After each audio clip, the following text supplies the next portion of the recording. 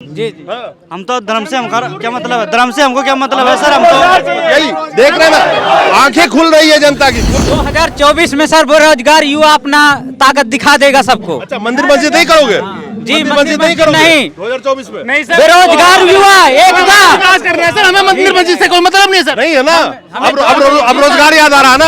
हमें पकौड़े बेचेंगे और कुछ बचता नहीं हमारे पास। हाँ, क्या बेचोगे? पकौड़े बेचेंगे और बचता क्या हमारे पास? खरीदने वाला कौन होगा ये बताओ? हम ही खरीदेंगे, हम ही बेचेंगे, हम ही पैसे रख के हाँ, लेंगे। ये तब ठीक है, खरीदने वाला भी नहीं मिलेगा, जेब में पैसे नहीं है लोगों के। और है ही नहीं, क्या करेंगे सर? अब नौकरी नहीं तुम्हारी देंगे। 150 रुपए की तेल, 1200 रुपए का सिलेंडर का पकौड़ा खाएगा। यहाँ पे सारे गोदी मीडिया के चैनल वहाँ इकट्ठे हैं, वो उनको भी नहीं दिखाते, कैमरा लेके खड़े हैं। इतने बड़े तादाद में आप लोग खड़े हो, कोई क्यों नहीं दिखा रहा है ये बताओ? गोदी मीडिया दिखाएगी तो हाजिरी वो क्यों दिखाएंगे सर? जिसकी खाए बाजरी उसकी भरे हाजिरी सर, वो तो क्यों दिखाएंगे? जिसकी खाए बाजरी ये समझ में आ रहा है सर, ये समझ में आ रहा है सर।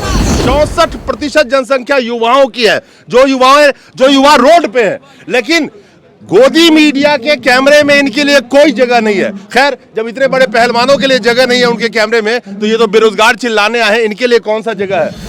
2 करोड़ नौकरी का वादा किया था नरेंद्र मोदी साहब ने 2014 में आने से पहले। बड़े बड़े सपने दिखाए थे इन्हीं लोगों को। ये फेस दिखाइए इन लोगों का, यही लोग हैं खड़े जो हैं। और ऐसे ऐसे लाखों युवा देश में जो पढ़ लिख करके, जिनके माँ बाप ने जमीन जायदाद बेच के ऑलमोस्ट अपनी सारी जीवन की कमाई लेके पढ़ाया, यही दिन देखने के लिए चिल्ला रहे हैं। आज 2 करोड़ का नौकरी, वो याद आ रहा है वादा? सर वो सर कहने को है, वो धरातल पर ऐसा कुछ भी नहीं है। 2 लाख भी धरातल पे नहीं है, 2 करोड़ सिर्फ कहने को है। हम आज सर ओवरेज हो गए हैं, 4 साल हमने इसकी तैयारी करी। अंत में बोला जाता है कि हमारे पास वैकेंसी नहीं है सर। हमें पहले ही बता रहे थे कि ना वैकेंसी नहीं है, तो हम तैयारी क्यों करते? कि जब रेलवे को प्राइवेट किया जा रहा है तो तुम्हें नौकरी कहां से देगी सरकार? क्योंकि उनको मैन पावर कम करके हवाले करना कॉर्पोरेट के, सीधी सी बात है। 2019 से 2023 में खड़े हैं, कोई सुनवाई नहीं हुई, कोई ज्वाइनिंग नहीं हुई, कोई अभी तक कोई नहीं हुई है। और जब ज्वाइनिंग देने की बात आई, जब कितने स्टूडेंट ऐसे हैं? ऐसे हर जोन में 16 आरआरसी है। 16 रेलवे कैसे पूरी करेगी? पूरी करना तो जो सरकार, मौजूदा सरकार है, जो चाहे रेल मंत्री हो चाहे मोदी सरकार हो, वही पूरी कर सकते हैं इनकी आवाज को।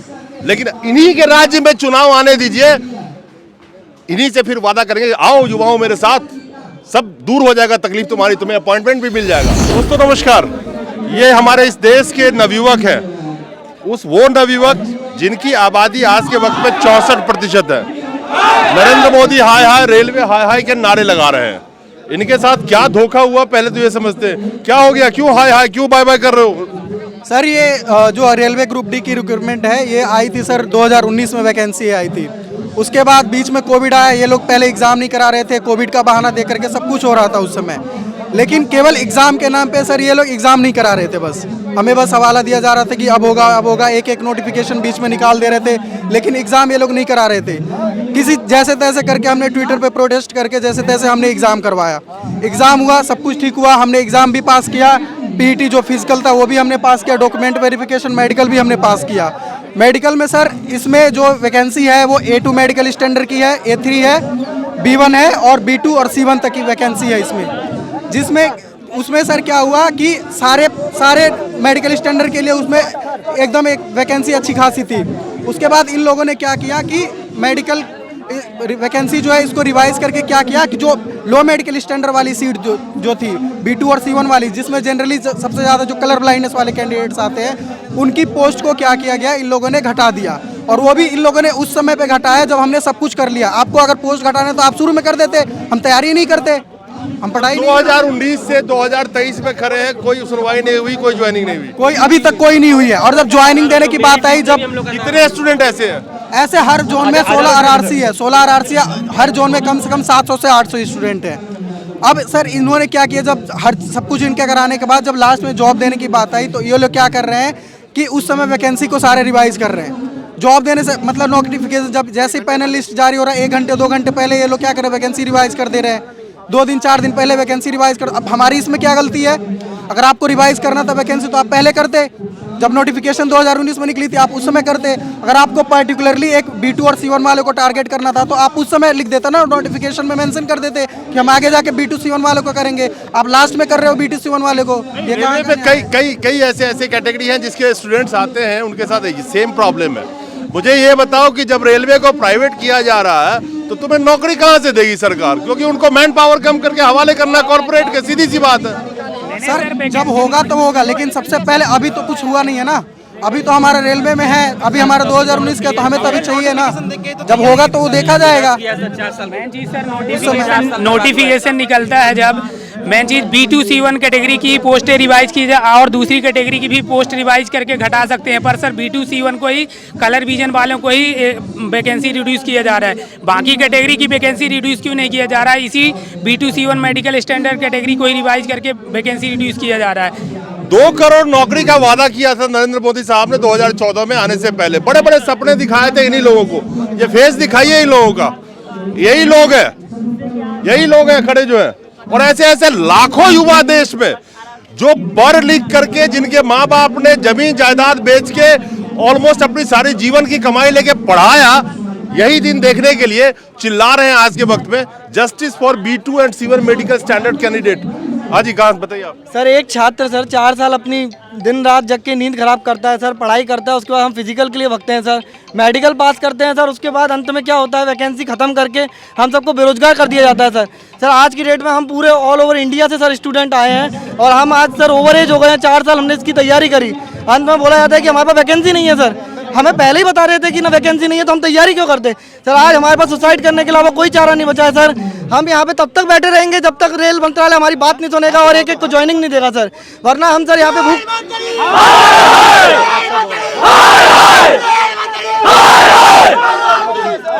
सर एक सेकंड अगर हमारी मांग नहीं मानी जाती है सर, अगर हमारी मांग नहीं मानी जाती है सर, हम यहीं पे भूख हड़ताल करेंगे और हमारे छात्रों में से किसी भी एक की जान जाती है सर, तो उसके लिए रेल प्रशासन सर जिम्मेदार होगा सर। भूख हड़ताल से कौन सुनेगा मेरे भाई? सर हमारी जान जाएगी तो कोई तो सुनेगा सर। कोई नहीं सुनेगा जान जाने से सर। अंततः सर हम सब लोग जब इस देश के अंदर में 1,64,000 लोग हर साल सुसाइड कर लेते हैं, उसमें स्टूडेंट की भी बहुत बड़ी तादाद है, बेरोजगारों की बहुत बड़ी तादाद है। किसको फर्क पड़ रहा है यार?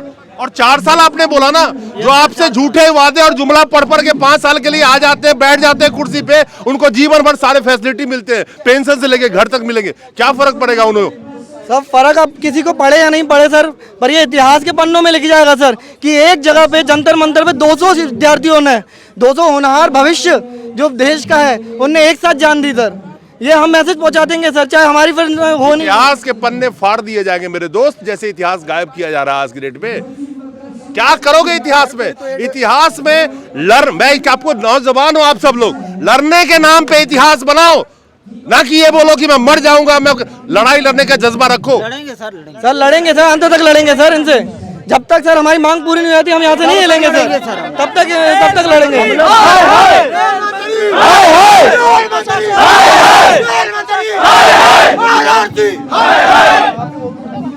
देखिए हमारे देश में नवयुवकों का क्या हाल है। फॉर्म भरने के लिए फीस से लेकर के परीक्षा देने जाने तक बहुत सारे लड़कों ने उधार किए होंगे, बहुत सारे के माँ बाप ने पता नहीं कैसे पढ़ाया होगा, लेकिन जब वो एग्जामिनेशन पास कर लेता है उसके बाद भी अपॉइंटमेंट नहीं हो पाता है। 2019 के बाद से कोविड का बहाना हो, देश में सब कुछ चलता रहा, लेकिन नौकरी गायब कर दी गई। खैर आप कहाँ से आए? हम गंगानगर राजस्थान से सर। आप राजस्थान से आए, सेम इशू है? हाँ जी सर, जो 2019 के अंदर रिक्वायरमेंट थी वो सर 2023 में कम कैसे हुई? 4 सालों में रिक्वायरमेंट बढ़नी चाहिए सर, बिना भर्ती के वो पोस्टें घटा कैसे दी इन्होंने? हम तो ये पूछना चाहते हैं सर, हमें 1/1 के अंदर सेलेक्ट किया है तो हमें पोस्ट देनी चाहिए सर। हम मेरिट लिस्ट में मेरे अभी भी फाइनल मेरिट से 3.5 नंबर ज़्यादा है, लेकिन मेरा B2 मेडिकल स्टैंडर्ड होने के कारण मुझे पोस्ट नहीं दी गई। क्यों नहीं दी? अलग अलग तबके के लोग हैं, इन्हें दिखाइए। हाँ जी बताइए। हम लोग महाराष्ट्र से आए हुए सर। जिस टाइम पे 2019 में नोटिफिकेशन निकाले थे इन्होंने, तो वहाँ पे साफ साफ लिखा था कि जो कलर विजन वाले हैं उनको जॉब दी जाएगी।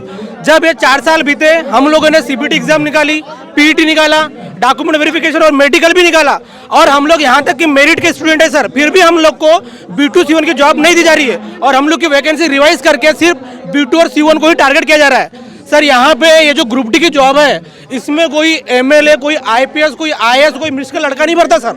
इसमें फॉर्म भरते किसान का लड़का, जो मजदूरी का लड़का जो रात दिन मजदूरी करता है और अपने लड़कों को पढ़ाता है कि ये देखने के लिए कि मैंने जिस हिसाब से मजदूरी की है मेरे लड़के भी उस हिसाब से मजदूरी ना करे। इसलिए हमारी रेलवे प्रशासन से यही मांग है कि जिस हिसाब से 2019 में नोटिफिकेशन में जितनी वैकेंसी थी उतनी वैकेंसी लाया जाए और 1:1 के हिसाब से सभी लोगों को जॉब दी जाए। बस लगातार बेरोजगारी अपने चरम पे है। उस बेरोजगारी के दौर में किसी तरह से पढ़ लिख के कंपटीशन का कोई एग्जाम पास कर लेते हैं और जिस रेलवे में नौकरी के लिए चिल्ला रहे हैं उस रेलवे में आप इनको दिखाओ जरा, ये देखो, देख रहे हैं, प्रोटेस्ट अगेंस्ट इंडियन रेलवेज।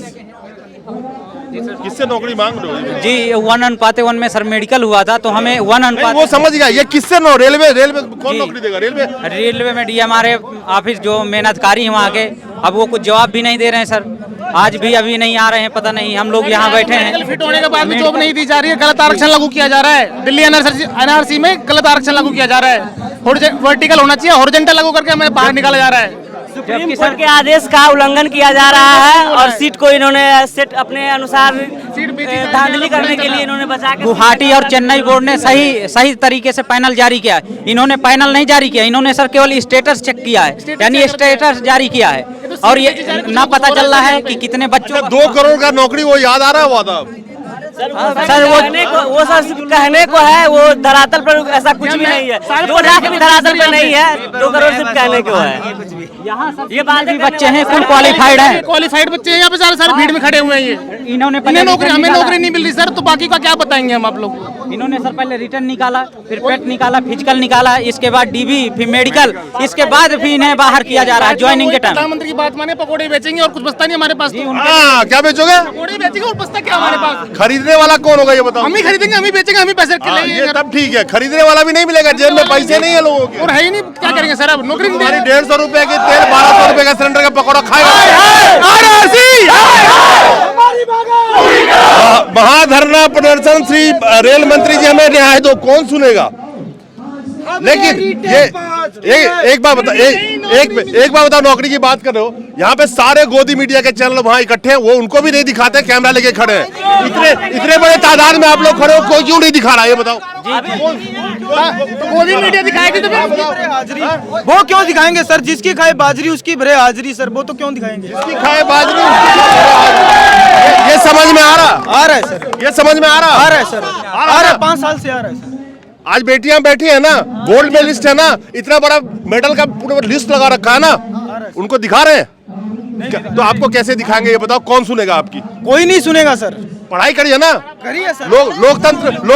लोकतंत्र में चौथा स्तंभ का रोल क्या होता है? तो पढ़ा होगा, मीडिया होता है ना, वो चौथा स्तंभ का काम होता है कि जनता की आवाज को दिखाए, और जिसकी वजह से सरकार सोचने पे मजबूर होगी वो कहाँ गलत कर रही है। जब आपकी आवाज ही नहीं दिखाई जाएगी तो कौन सुनेगा? कौन सुनेगा सर? खुद आवाज उठाएंगे सर, हम खुद लड़ेंगे और आने वाले चुनावों में बता देंगे सर कौन आवाज उठाएगा। खुद आवाज उठाएंगे, ये आज लोगों को समझ में आ रहा है। और मैं इनकी बात इसलिए कर रहा हूं कि इस देश में मौजूदा पॉपुलेशन के हिसाब से 64% जनसंख्या युवाओं की है। जो युवा रोड पे हैं, लेकिन गोदी मीडिया के कैमरे में इनके लिए कोई जगह नहीं है। खैर, जब इतने बड़े पहलवानों के लिए जगह नहीं है उनके कैमरे में, तो ये तो बेरोजगार चिल्लाने आए हैं, इनके लिए कौन सा जगह है? लेकिन जिस तरह से नैरेटिव सेट किया जाता है, देश की पूरी जनता रोड पे है, लेकिन उसको छुपा के, लेकिन कब तक छुपाएंगे आप?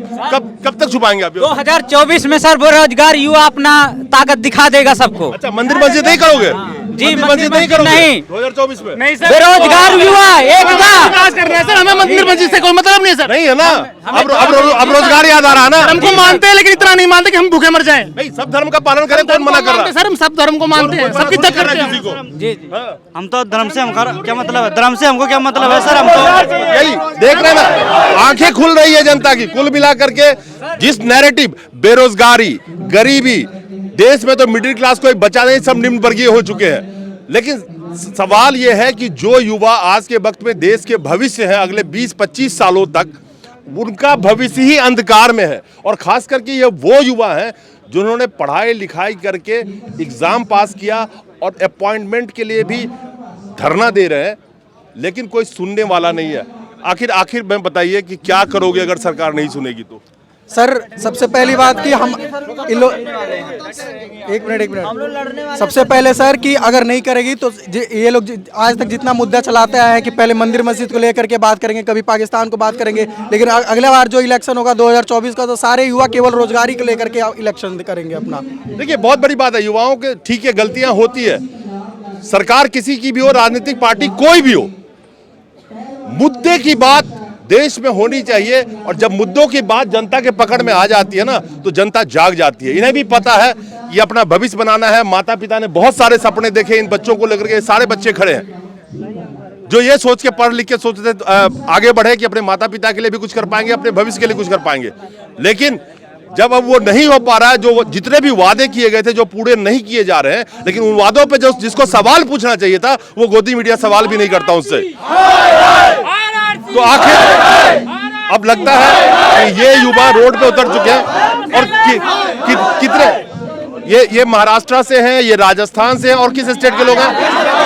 मध्य प्रदेश से, छत्तीसगढ़, कहाँ से? झारखंड बिहार से। झारखंड बिहार से। आप कहाँ से? महाराष्ट्र से। मैं ये दिखाना चाहता हूँ कि ये देश, इस देश के अलग अलग राज्यों के ये स्टूडेंट आए हुए हैं, बहुत सारे राज्य के ना भी आए हो तो वहां भी वो इसी संघर्ष को लड़ रहे होंगे, लेकिन यहाँ तक आने के लिए भी पैसा शायद किसी से किराया भाड़ा उधार लेके ही आए होंगे। बेरोजगारी में क्या करें सर, क्या करें सर? लेकिन एक चीज तय है, अगर पॉलिटिकल पार्टी की रैली हो तो किराया भाड़ा खाना पीना सब फ्री मिलता है, इसके लिए नहीं मिलेगा। हाँ, ठीक है। कोई भी नहीं सुन रहा है, आज की तारीख में स्टूडेंट को कोई भी नहीं सुन रहा है। और जब तक रेलवे प्रशासन हमारी मांगे पूरी नहीं करेगी तब तक हम यहाँ से नहीं हटेंगे। आरआरसी रेलवे प्रशासन पूरी नहीं करेगी। रेलवे कैसे पूरी करेगी? पूरी करना तो जो सरकार, मौजूदा सरकार है, जो चाहे रेल मंत्री हो चाहे मोदी सरकार हो, वही पूरी कर सकते हैं इनकी आवाज को। लेकिन इन्हीं के राज्य में चुनाव आने दीजिए, इन्हीं से फिर वादा करेंगे आओ युवाओं मेरे साथ, सब दूर हो जाएगा तकलीफ तुम्हारी, तुम्हें अपॉइंटमेंट भी मिल जाएगा। एक बार चुनाव तो जिता दो। लेकिन जीतने के बाद क्या हाल है 9 सालों में, इन युवाओं के सामने है, आंखों के सामने अंधेरा है और भविष्य गर्त में नजर आ रहा है। नमस्कार।